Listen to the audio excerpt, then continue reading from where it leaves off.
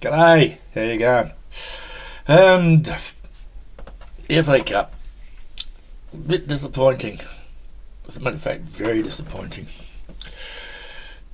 The fixation some fans have with failure and the inability to see the bigger picture is frustrating. I think what we forget is we're new to the Premiership. We've got to get used to the pace, the way the game's played.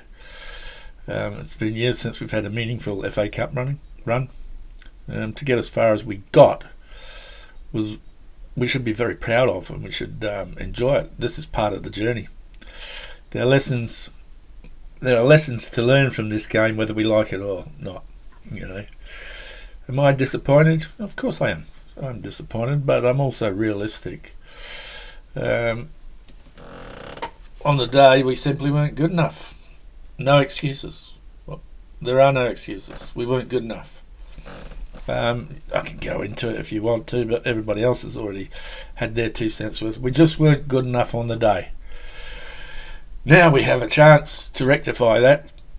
Well, we've got to rectify it by Friday, So that's what matters the most is the response and the character we show. The mettle of this team will be found out in our response against Burnley. That'll show how good we really are. This isn't the end of anything. It's part of the process. It's a setback that, if handled right, sharpens us up, hardens us up, and ultimately makes us a better and more polished side. This whole year in the Premiership is a learning experience. It's finding our feet, finding out what works for us, finding out what doesn't work for us, improvising, overcoming and adapting. You've heard me say that time and time again. I'll continue to say it. We had our chances and we weren't good enough to finish them off.